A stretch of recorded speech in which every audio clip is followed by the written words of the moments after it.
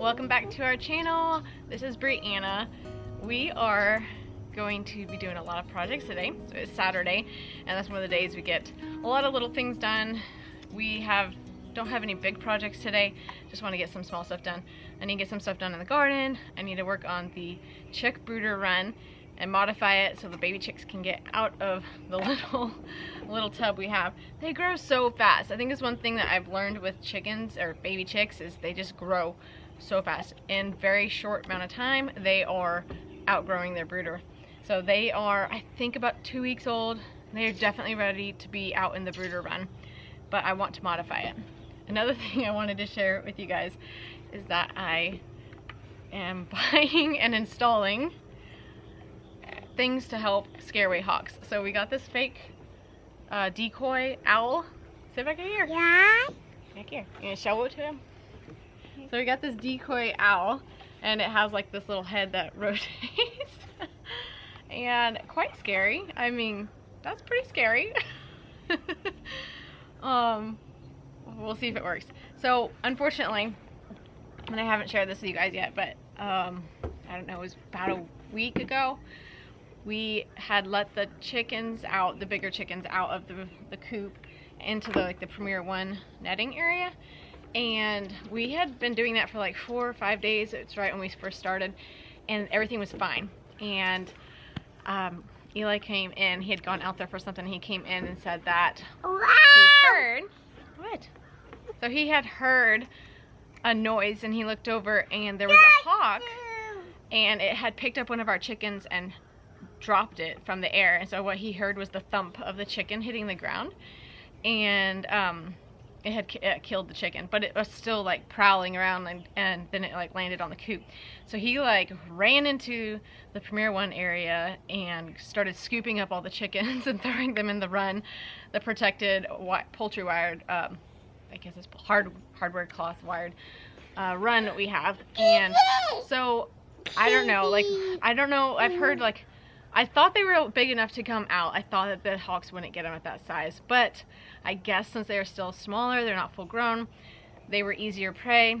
We do have 2 roosters, but they're babies, so they're not really in that protective mindset yet. So I'm not sure, like, if once the roosters get bigger, if that would not be an issue. We just don't know. So I'm buying like stuff like the owl, stuff like I got scare tape. I'm gonna like put that around.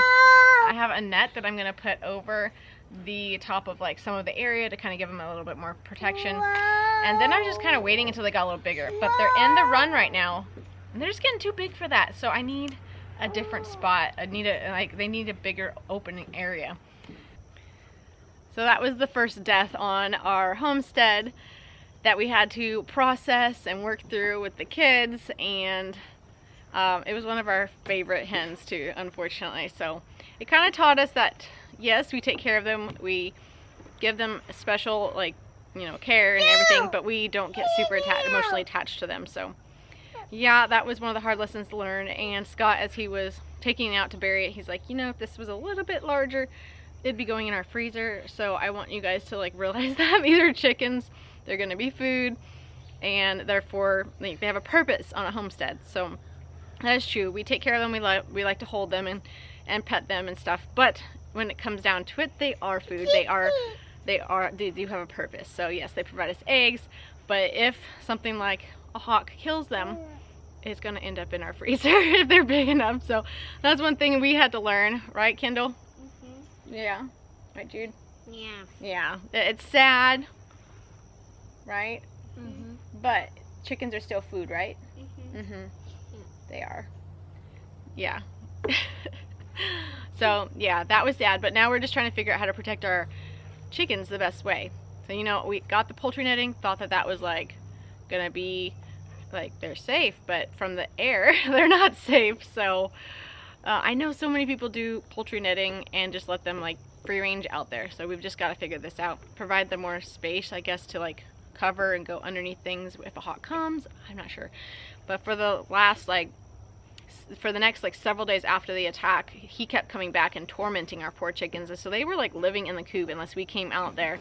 And then the last couple days they're starting to come out more. They're out right now, and I don't think he's been back in a couple days, but I know that doesn't mean he's not going to be back, because he could be. But let me take you along for the few things we're doing today, the brooder run and the garden, and we're going to work on the shed for the garden supplies and the cats. And so yeah, it's going to be a fun day of projects.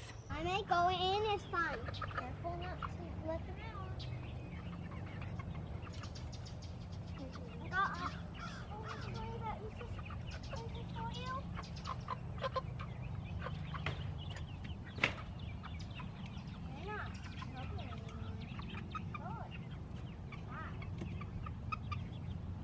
I'm feeding enough in here. Hi, Snow. Hi, Snow. She's so pretty. Oh, what's all this? Mom. What? My ear knew that. Really? Are you with the chickens? I love this one. No. Oh, careful! That's a rooster. Careful. You have to hold his wings like Brooklyn. See how Brooklyn's holding his wings down? Yeah. Here's a little garden shed that we're going to be working on. It needs the floor redone on the inside, a door, and we put plexiglass on the side, windows, and then we have to seal the roof. There's a lot of like open spots where wasps are getting in, and deal with the wasp issue. And that's where little cats are going to be hanging out. The cats have already been staying in there some nights. I've noticed that they are sleeping in there. I'm not sure if they're sleeping in the actual like shed part or just the there's a hole in the ground if they're sleeping in the side of that hole underneath the floor. But yeah, hopefully that'll keep them warm this winter. Hi, Miss. Just so friendly. Hey, Missy. The brooder run that we did for the chickens, the first set of chicks, I need to switch this door because this never worked well because it just kind of falls. So we're going to switch the door to open from the top. So I'm going to have to add another board here, take off this wire, and add hardware cloth along the back or the front where this door was. So that is the goal today, so that the baby chicks can get out tomorrow. We're getting some water for the little chickies. Big helpers. All right, let's fill it with some water.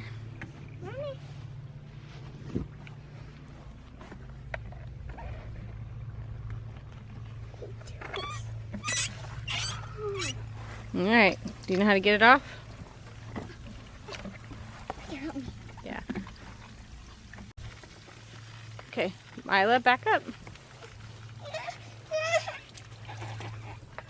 Kendall, you don't have to rinse it, it's brand new. Just fill it up. There you go. Helpers!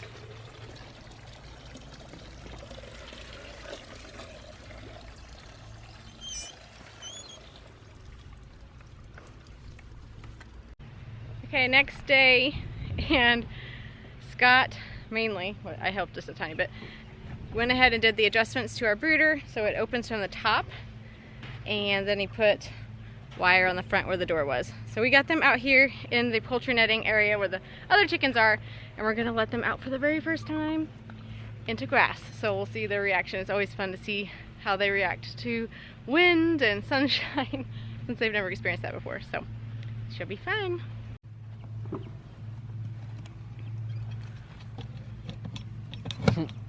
I think you have to open the door all the way so it fits in there. Come on, birdies. Well, that's anticlimactic.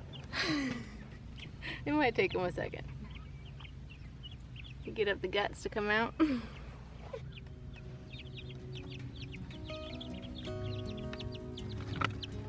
She's like, oh wait, huh? One goes out, I wonder if we'll rest.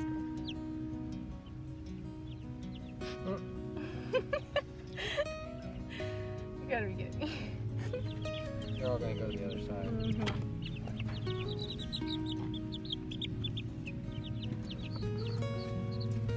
Don't go in.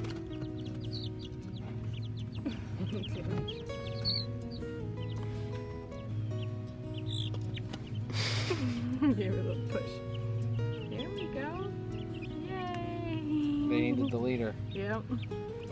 Good job. Yay. There's only one more in there. Look at you guys. Good job. And then mine. They're like our feed and waters out here.